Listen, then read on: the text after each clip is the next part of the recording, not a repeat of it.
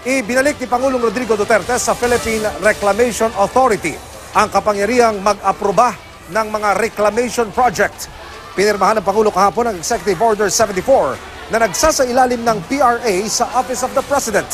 Ang PRA ang dating nag-aaproba sa reclamation projects bago inilipat ni dating Pangulong Noynoy Aquino ang kapangyarihang yan sa National Economic and Development Authority noong 2013. Pinuno naman ni InfraWatch PH Convener Terry Ridon ang kautusan.